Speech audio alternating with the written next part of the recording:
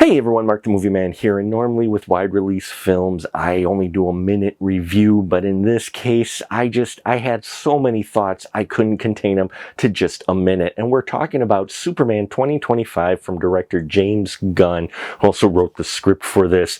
And we have the story of Superman. He's in his third year of being a superhero, and after he revealed himself to the world, and he's been doing a lot of good, but a lot of people are wondering what his true intentions are. Meanwhile, he has Lex Luthor on his heels, always trying to find ways to conquer and destroy Superman because it scares Luthor, and yeah, he just doesn't want this alien on his planet. Complicate matters worse, Superman is having a bit of trouble in the relationship department with his newly found love with Lois Lane, and we see how all of that converges as Superman tries to fight the overwhelming odds of trying to destroy him, as well as save the world and find his place in this world.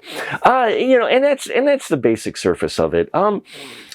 Look, this film is exactly what I was hoping it would be. James Gunn is basically lifting off Golden Age comic panels and making those panels live action. Now that may put some people off to it, looking for a more serious, heavy superhero film like we got with Zack Snyder's, which, as you watch my reviews, I did enjoy, or something with the MCU flair to it. No, this is James Gunn's identity. We've seen his style in the past. It worked for Guardians, it worked for The Suicide Squad, and he brings that same energy to Superman. This definitely has that same spirit, the mixture of action and comedy and message and just overall fun. These are fun characters in fun situations. Are they always great setup situations? No, I'm not saying this is a perfect film by any means. There are a number of head-scratching moments and some things that I wish they would have did differently, but by the end of the movie,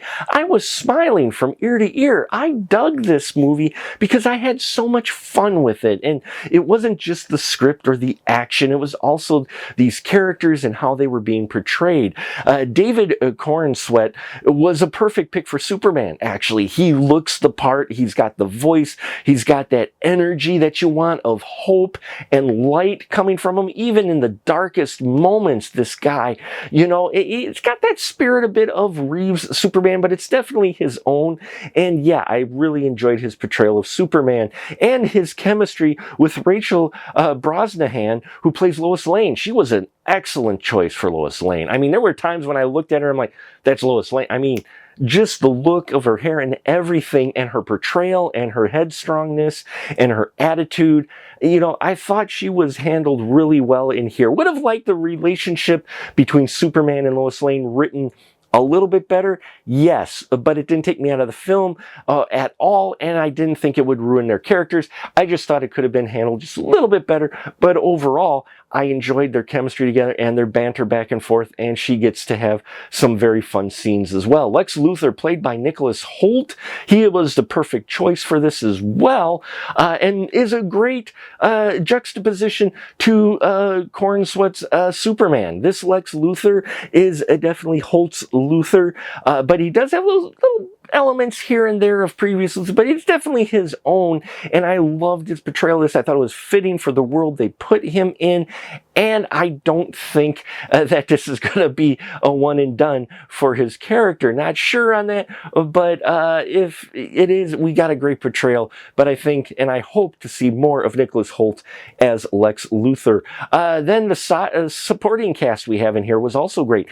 I was happy to see that Guy Gardner, Hawkgirl, and Mr. Terrific were more than just cameos. Nathan Fillion as Guy Gardner, he was great with that attitude in here.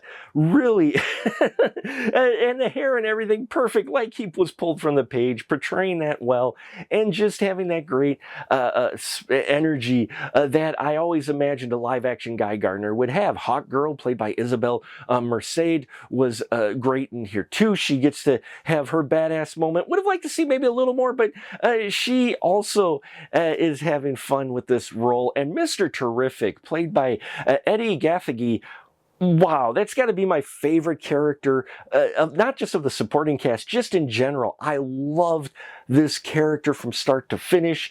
Just his look, his getting a chance to be badass, and yeah, he was great, and it was just fun to see that these characters playing more of an actor role. Even Metamorpho, who just gets a brief vision in the trailer, played by Anthony Carrigan. Enjoyed the fact that they work him into the mix more.